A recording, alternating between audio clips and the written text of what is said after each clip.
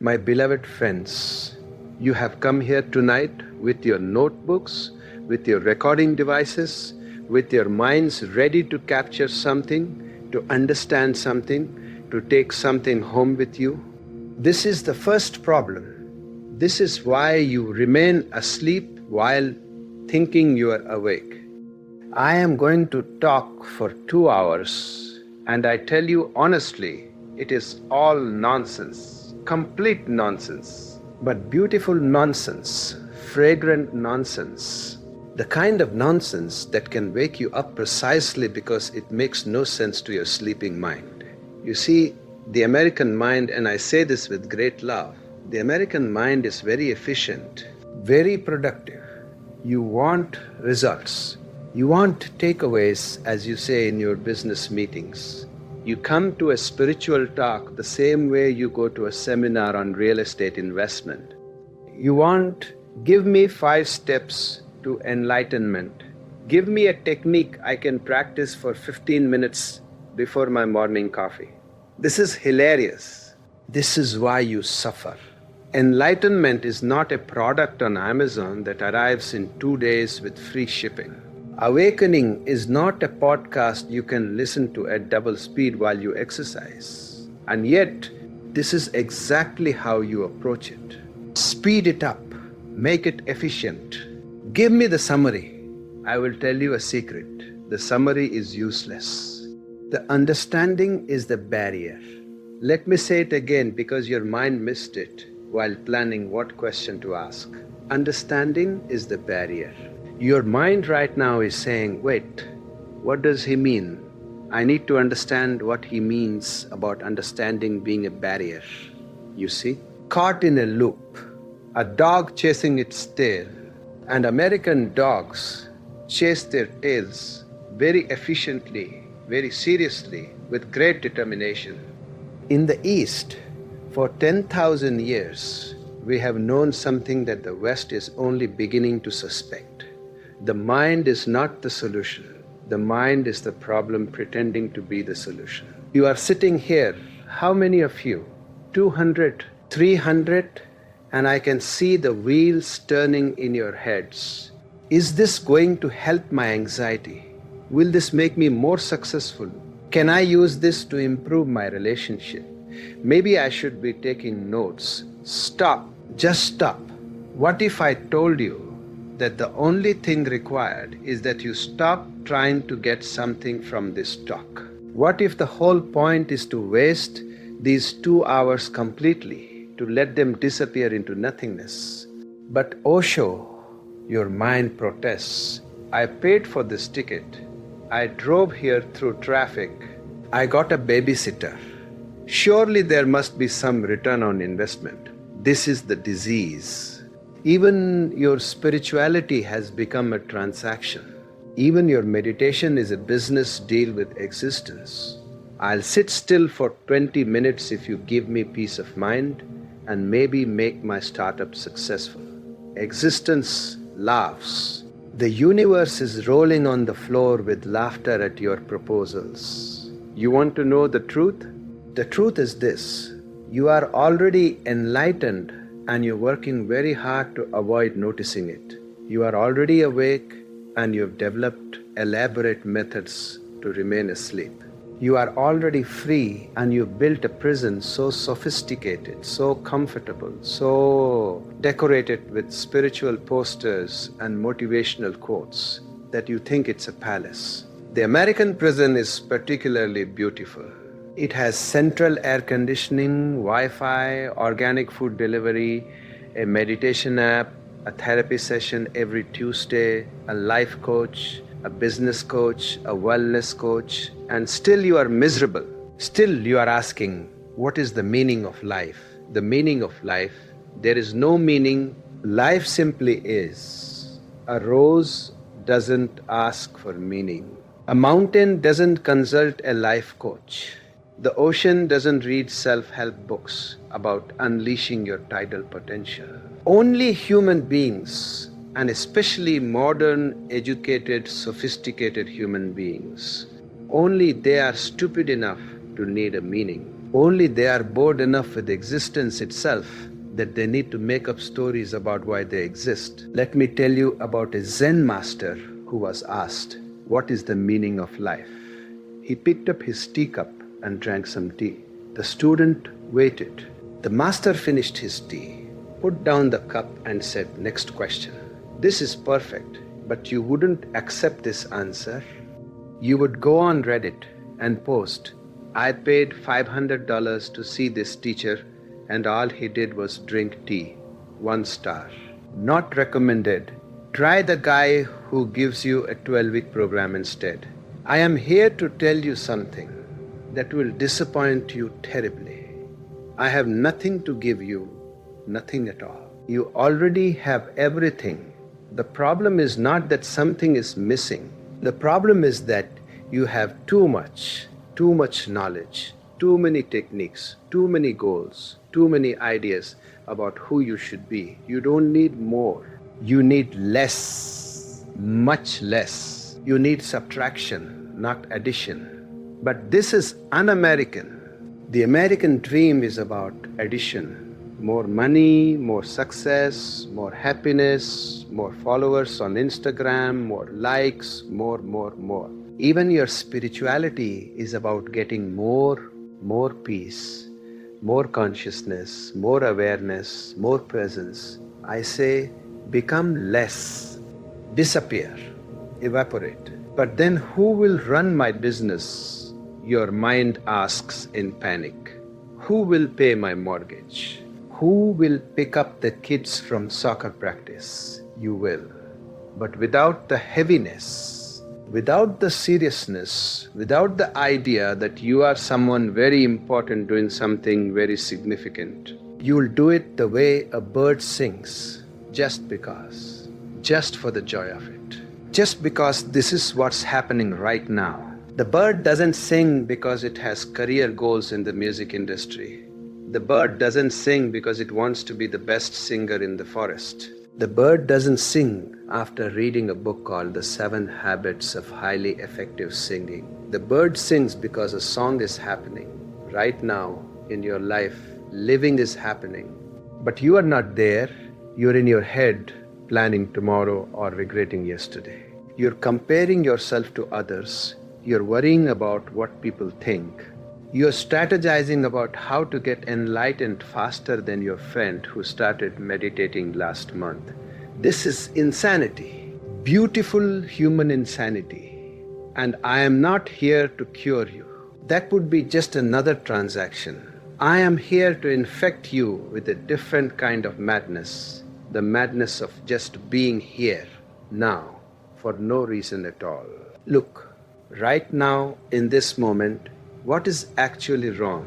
Not in your story about the past or the future, not in your interpretation or your judgment, but right now in this actual moment, what is the problem? Your mind immediately says, well, there are many problems, my back hurts, I have that difficult meeting tomorrow, my daughter isn't speaking to me, the world is falling apart, climate change, political division, my bank account. But I'm not asking about your stories. I'm asking about this moment, this actual moment. The moment of sitting here, breathing, listening, being alive. In this moment, there is just this moment. And this moment is always okay. It's only when you compare it to how you think it should be that suffering arises. You think you should be further along on your spiritual path. You think you should be calmer, more centered, more enlightened. You think by now you should have figured out your life purpose, healed your childhood wounds, manifested your desires, and achieved inner peace. Who told you all this? Who created all these expectations? The self-help industrial complex, the spiritual marketplace, the influencers with their perfect lives and their 7-figure courses. It's all nonsense. Beautiful, profitable nonsense. Real spirituality has nothing to sell you because the truth is free. It's everywhere. It's unavoidable. It's in the taste of water. the feeling of breath, the sound of traffic outside this building. It requires no technique, no teacher, no tradition. Although all these things can be helpful, they can also become just more furniture in your prison. I am reminded of Diogenes, the Greek philosopher, who lived in a barrel. Alexander the Great came to see him. Alexander, the most powerful man in the world, stood before this naked beggar and said, "I am Alexander the Great. Ask me for anything and it shall be yours." Diogenes replied, "Yes, please step aside. You're blocking the sun." This is enlightenment, not needing anything from anyone, not even from the most powerful person in the world, just enjoying the sun. But you would not be satisfied with the sun. You would want to know, how can I use the sun to charge my solar panels? How can I leverage the sun for my brand? Should I post a photo of the sun on social media with an inspirational quote? Everything becomes a means to an end. Nothing is allowed to just be what it is. Even a sunset must be photographed, filtered, posted, liked. The actual experience of the sunset is missed because you're busy trying to capture it, to own it, to show others that you're the kind of person who appreciates sunsets. This is the tragedy of modern life, especially modern American life, where every moment must be optimized, every experience must be documented, every feeling must be managed. I have met Americans who schedule their spontaneity from 3 to 4 p.m. on Saturday. I will be spontaneous. This is what your culture has done to you. And now you bring the same approach to meditation, to spirituality, to awakening. You make a schedule. Monday, yoga. Tuesday, meditation. Wednesday, therapy. Thursday, sound healing. Friday, breath work. You are very busy with your spiritual practice. Too busy to actually be spiritual. Spirituality is not a practice. It is a recognition, a sudden seeing, a falling away of illusions. But you can't schedule that. You can't make it happen. You can only stop preventing it from happening. And what prevents it? Your seeking, your trying, your effort to become something other than what you are. Right now, as I speak, you are trying to understand. You are trying to get it. You are trying to become enlightened. This very trying is the only obstacle. What would happen if you stopped trying? Right now, just stopped. Not trying to stop trying. That's another trick of the mind. Just stopping. You know what is funny? The self-help section in American bookstores. I love to visit these stores. Hundreds of books, all promising to transform your life. Change your life in 21 days, manifest your dreams, unlock your hidden potential, the secret to success, the path to happiness, and people buy these books by the millions. The same people buying different books with the same message year after year. If these books worked, you would only need one. But no, you have a whole library of transformation and yet you remain untransformed. This is not a criticism. This is an observation of something hilarious. You keep looking for the answer in books, in teachers, in techniques, when the answer is the one thing you refuse to look at, yourself, right now exactly as you are. But I don't like myself as I am. You protest. That's why I'm trying to improve. And this is the trap, the self-improvement trap. The moment you try to improve yourself, you have split yourself in two, the improver and the improved. The one who is broken and the one who will fix it. And this split is itself the problem. You are not broken. You never were. You were told you were broken by a society that profits from your sense of lack. You were broken by parents who were broken by their parents. You were broken by schools that rewarded conformity and punished uniqueness. You were broken by a culture that measures worth in dollars and success in achievements. But originally you were whole.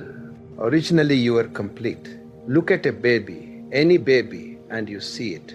Pure being, no self-improvement agenda, no 5-year plan, just absolute presence, absolute aliveness. When did you lose this? When did you learn that you're not enough as you are? Probably very early. Probably when you first heard, "Don't cry." Be a good boy. Good girls don't do that. You should be more like your brother. Why can't you be more like Sarah? You're not trying hard enough. You're disappointing me. And you learned. Oh, you learned very well. You learned that love is conditional, that acceptance must be earned, that you must become something other than what you are to be worthy. And you've been running ever since. Running towards an image of who you should be, running away from who you are. And the faster you run, the more exhausted you become, the more you feel something is wrong. Nothing is wrong. You are just running. Stop running and everything is fine. But how do I stop, you ask? You just stop. There is no how. How is another trap, another technique, another thing to achieve. This moment, this simple moment of sitting, breathing, being, this is it. This is what you've been seeking, not some future state of perfection, not some elevated consciousness. The moment itself is alive, fresh, completely unique. This particular moment has never happened before and will never happen again. These sounds, this light, this breath, this aliveness, it's a miracle. But you miss it because you're waiting for something more interesting. You're like someone at a feast, pushing away the food, asking when will the real food arrive? The food is here, life is here. The feast is happening now, but you want something special, something extraordinary, something you can post about. Something that will make others envious. I have news for you. The extraordinary is hidden in the ordinary. The sacred is disguised as the mundane. God is not in some distant heaven. God is in the taste of your morning coffee, if you actually taste it. God is in the feeling of your feet on the ground, if you actually feel it. God is in this breath and this one and this one. But you're too busy seeking God to notice God is already here. This is like the story of the fish who swam up to a wise old fish and asked, "Excuse me, I'm looking for this thing they call the ocean. Can you tell me where to find it?" You are swimming in the ocean of existence, asking where existence is. You are consciousness asking how to become conscious. You are life itself asking how to feel more alive. The question is the problem. The seeker is what prevents the finding. But let me be very clear. I am not saying stop seeking and you will find. That's just another trick. That's seeking through non-seeking. That's trying to achieve effortlessness. I'm saying notice that you are already what you are seeking right now. You are already the awareness you're trying to cultivate. You are already the presence you're trying to achieve. You are already free. And you're using your freedom to imagine you're trapped. This is the cosmic joke. And it's a good joke. It's worth laughing about. But instead of laughing, you make it all very serious. You make spirituality into a somber, heavy thing. You put on your meditation face, very serious, very spiritual. You speak in whisper tones about the practice and the path and the journey. What journey? Where are you going? You're already here. What path? You're already home. What practice? Life is already happening. But the mind loves to complicate. The mind loves to create problems and then create solutions. This is the mind's job. This is what keeps it employed. If you suddenly realized you are already complete, already whole, already enlightened, what would happen to all your self-improvement plans? What would happen to your therapy sessions, your workshops, your courses, your goals? The whole structure would collapse. And this is terrifying to the ego. The ego exists only as a project. The ego is the voice that says, I'm not there yet, but I will be. I'm not good enough yet, but I will be. I'm not enlightened yet, but I will be. The ego lives in the future, always in the future. Tomorrow I will meditate better. Next month I will be more disciplined. Next year I will achieve my goals. Someday I will be happy. Someday, always someday. But someday never comes, because when tomorrow arrives, it's today, and the ego immediately projects another tomorrow. This is why people can spend 30 years on the spiritual path and still not be enlightened. Not because enlightenment is difficult, but because they are using spirituality to avoid enlightenment.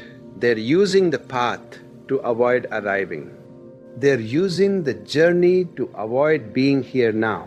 I know people who have been working on themselves for decades, always working, never arriving, always improving, never good enough, always on the path, never at the destination. And I tell them, you are the destination. You, exactly as you are, with all your flaws and neuroses and problems, you are already it. But I have so many issues, they say. I have trauma.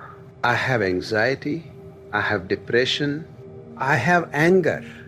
Surely I need to heal all this first. No. 1,000 times no. Healing is another postponement. First heal, then be free. No. Be free now and let the healing happen or not happen. It doesn't matter. Freedom is not dependent on your psychological state. Freedom is your nature.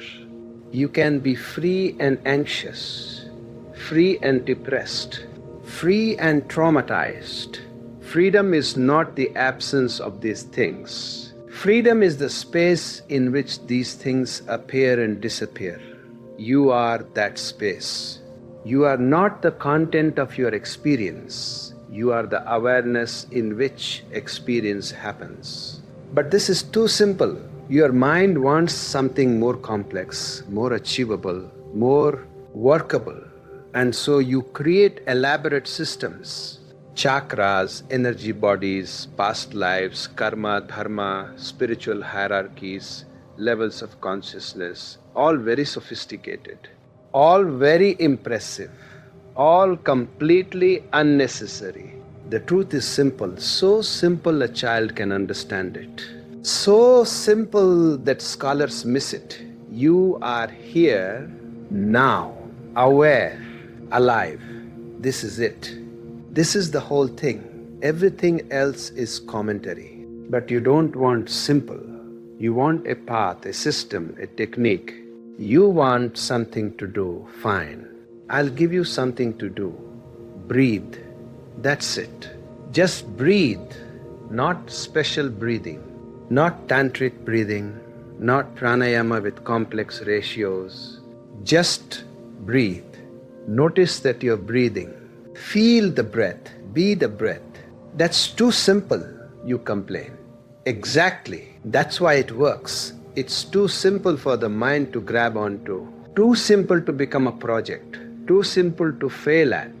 Or try this. Right now, notice that you exist. Just this simple fact, I am. I exist. I am aware. I am here. Don't make it complicated. Don't make it into a meditation technique. Just notice, existence is happening, awareness is happening, life is happening, and you are it. Not someone experiencing life, not someone observing awareness, but life itself, awareness itself. Can you feel this? not understand it, feel it. This is what I mean when I say, this talk is not to understand. Understanding keeps you in the head. Understanding is the mind trying to grasp something, but truth cannot be grasped. Truth can only be recognized. Truth can only be lived. And you are living it right now, whether you recognize it or not. You cannot not live it. You cannot be anything other than what you are. You can only think you're something else. And this thinking, this is the whole problem and the whole solution. Thinking creates the problem. The absence of thinking reveals that there never was a problem. But I'm not saying don't think. That's another thought. That's thinking about not thinking. I'm saying notice that thoughts come and go. They appear in awareness like clouds in the sky. The sky doesn't grab the clouds.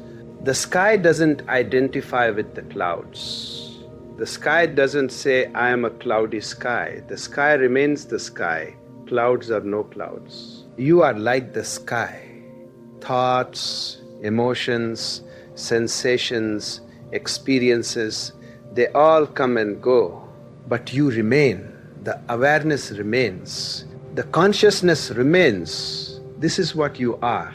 Not the content, the container, not the movie, the screen, not the waves, the ocean. And this cannot be achieved because you already are this. This cannot be practiced because you never stop being this. This cannot be lost because it's what you are. So what's the problem? The problem is you don't believe me. You think maybe he's enlightened, but I am not. Maybe this is true for him, but not for me.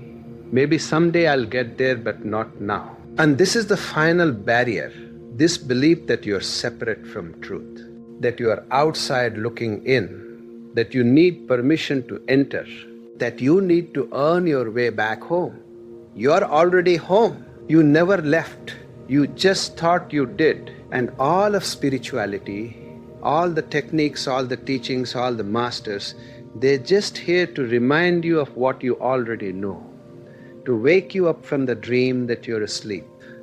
But you made even this into another thing to achieve, another goal to reach, another item on your to-do list. Become enlightened, check.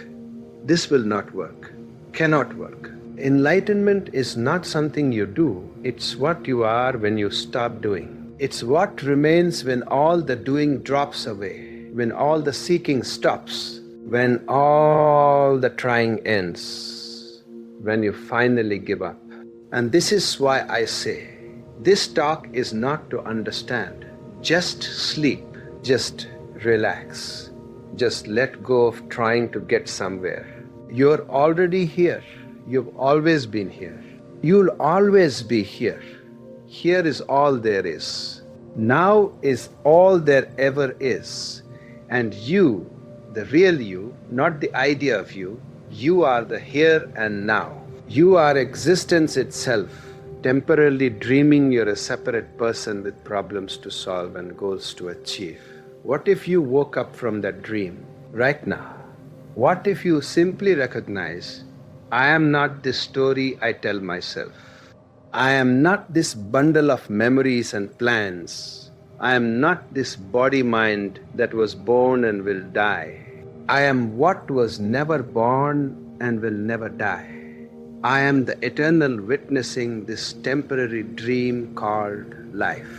Can you feel this? Even for a moment, even as a possibility, this is freedom. This is enlightenment. This is what you are. Not in the future, not after more meditation, not after healing your wounds, not after achieving your goals, but right now, exactly as you are. My friends, let me speak directly about something I observe in American culture. And please, do not be offended. I speak as a physician speaks about disease, with love and a desire for healing. America is suffering from a unique spiritual disease. I call it achievement consciousness. Everything must be achieved, earned, worked for, optimized, measured. Even your spiritual life has become a performance metric. You have meditation streaks, like you have workout streaks.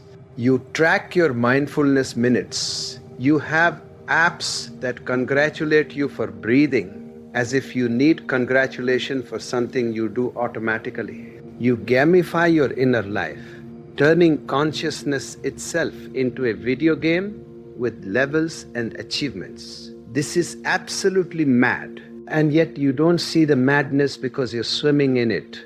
The water you swim in is achievement, productivity, success, optimization. From the moment you wake up to the moment you sleep, and even then you have apps to optimize your sleep. You are achieving, doing, becoming. But spirituality is not about becoming, it is about unbecoming. It is about shedding, not adding. It is about recognizing what you already are, not achieving what you're not. There's an old Taoist saying, in pursuit of knowledge, every day something is added. In pursuit of wisdom, every day something is dropped. But America is addicted to adding.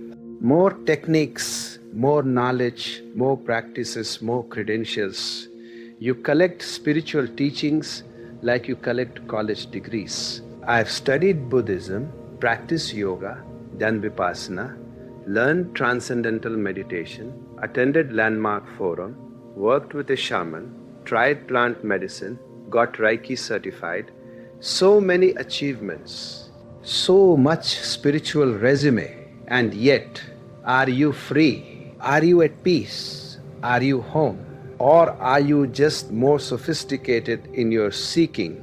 The American seeker is the most sophisticated seeker in history. You have access to teachings from every tradition. You can learn from masters worldwide through your phones. You can attend workshops every weekend. You can consume infinite content about awakening. And yet, this very abundance has become the problem. You suffer from what I call spiritual consumerism. You shop for enlightenment the way you shop for everything else. Comparison, shopping, looking for reviews, trying free samples, always wondering if there's something better, faster, more effective. Is this the best meditation technique? Is this the most enlightened teacher? Should I switch to a different practice? Maybe I need to try that new breathwork everyone's talking about. You bring the marketplace into the temple. You bring consumer consciousness into sacred space, and it destroys everything. Because the sacred cannot be commodified. Truth cannot be packaged.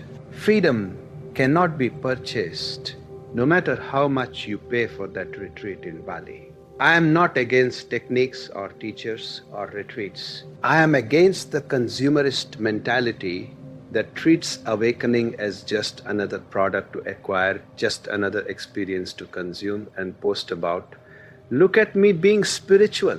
Look at my meditation space. Look at my prayer beads, my singing bowls, my altar. Look at me doing yoga on the beach at sunset. Who are you showing? Who are you trying to convince? Others or yourself? This performative spirituality is everywhere in American culture. Everyone wants to be seen as conscious, as woke, as evolved. It has become a status symbol. Being spiritual is the new being wealthy, another way to feel superior, another identity to inflate the ego. I'm not like those materialistic people. I'm spiritual. I meditate. I do yoga. I read Eckhart Tolle. And what is this but another form of materialism? Spiritual materialism, as Trungpa Rinpoche called it. Collecting experiences and identities instead of objects. The ego doesn't care what it identifies with. It will identify with being a successful businessman or being a renunciate monk It will identify with having a Mercedes or having nothing. It will identify with being a sinner or being a saint. The ego is the problem, not its content. And the ego cannot destroy the ego. The achiever cannot achieve non-achievement. The doer cannot do non-doing. This is why trying to become spiritual is the greatest obstacle to being spiritual. This is why all your efforts to awaken keep you asleep. So what to do? Nothing. Absolutely nothing. And I don't mean practice doing nothing. I mean actually do nothing. Stop the whole project. Stop trying to improve yourself. Stop trying to awaken. Stop trying to be present. Stop trying to stop. Just be. Simply be. Like a tree, like a stone, like the sky. But I can't just do nothing, you protest. I have responsibilities. I have a life to live. I'm not talking about becoming inactive. I'm talking about being active without the doer. I'm talking about life living itself through you rather than you living your life. Right now, breathing is happening. Are you doing it? Are you controlling each breath? No, it's happening by itself. Heartbeat is happening by itself. Digestion is happening by itself. The entire universe is happening by itself. And within this happening, thoughts happen, emotions happen, actions happen, but there's no one doing it. There's just happening. Can you sense this? Can you feel into this truth? You are not the author of your life. You are life itself, appearing as a person, appearing to have authorship. But it's all just appearing. Like a character in a dream believes they're making choices, but actually the whole dream is happening by itself. This is not fatalism. This is not passivity. Actions still happen. Choices still appear to be made. But they happen without a sense of a separate me doing them. They happen spontaneously, naturally, effortlessly. This is what the Taoists call Wu Wei. Action without action, doing without doing, living without a liver. And this is what Jesus meant when he said, I do nothing of myself, but the Father does the work. Not as a religious doctrine, but as a description of how it actually is when the illusion of the separate self is seen through. When there is no me claiming authorship, life becomes effortless. Not easy, effortless. There's a difference. Life may still be challenging, difficult, even painful. But there's no suffering added on top of it. There's no resistance. There's no, this shouldn't be happening. There's just what is. And what is always okay. Not okay meaning pleasant, okay meaning accepted. Okay meaning this is what's happening now. This total acceptance is not resignation. It's not giving up. It's waking up to reality as it is, rather than reality as you think it should be. And in this acceptance, paradoxically, change happens more easily. When you stop resisting what is, energy is freed up for transformation. When you stop fighting yourself, your life, your experience, then real change becomes possible. But not the change you planned, not the change your ego wanted, the change that existence wants. The change that is trying to happen through you, but is blocked by all your ideas about how things should be. You see, you are not a separate entity that needs to figure out how to live correctly. You are life itself, and life knows how to live.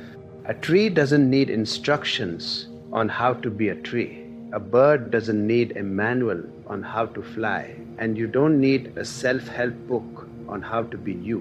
But you've forgotten this. You've been educated out of your natural wisdom. You've been taught to trust authorities, experts, systems, methods, anything but your own inner knowing.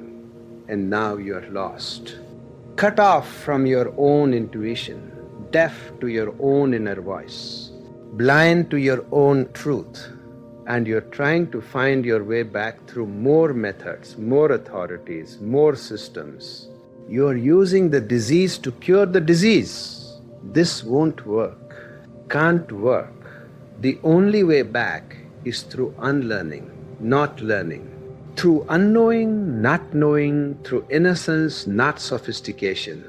You must become like a child again, not childish, childlike.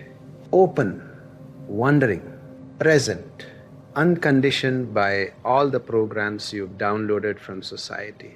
But this is terrifying to the adult mind. To become innocent again means to let go of all your knowledge, all your achievements, all your identity. It means to not know who you are. And this is the greatest fear, to not know who you are. Because if you're not your story, not your achievements, not your roles, not your reputation, then who are you? This question, who am I, is the master key. Not as a philosophical question to think about, but as an actual investigation into your direct experience. Right now, who are you? Not your name, not your biography, not your thoughts about yourself, but actually, directly, who is here? Who is aware? Who is experiencing this moment? Look for this one. Search for the one who is searching. Try to find yourself. You will not find a thing. You will not find an object. You will only find the finding itself, the awareness itself, the looking itself. And this awareness, this looking, this knowing, this is what you are. Not a someone, not a thing, but the no thing in which all things appear. You are the space in which life happens, the consciousness in which experience arises, the awareness that is aware of all of this. And this awareness has no problems, has no history, has no future, has no agenda. It simply is, timelessly, effortlessly, perfectly. This is your true nature. This is what you are when all the costumes are removed, all the roles are dropped, all the stories are seen through. And this is always available, right now. Not tomorrow, not after more practice. Right now. But you can't grasp it with your mind. You can't achieve it with effort. You can only be it. And you already are it. You've never been anything else. You've only been pretending, believing your own pretense. So I say again, this talk is not to understand. Understanding will not help you. Understanding is more content for the mind to hold, more knowledge to carry. What is needed is not understanding but realization, not knowledge but recognition, not learning but seeing. And this seeing happens in the gap, in the pause, in the silence between thoughts, in the space between words, in the moment when the seeking stops and there's just this, just now, just being. Can you find this space right now? This silence underneath the noise, this stillness underneath the movement, this peace underneath the turbulence, it's here. It's always here. It's what you are, not the content of your experience. The context, not the waves, the ocean, not the clouds, the sky. And when you recognize yourself as this, not intellectually but actually, everything changes while nothing changes. Life goes on, challenges continue, pain still happens. But suffering ends. Because suffering is the resistance to what is, and when you are what is, there's no resistance. This is freedom. This is enlightenment. This is coming home. And it requires nothing from you, no achievement, no improvement, no becoming, just being, just this, just now, forever now, eternally here, always already home.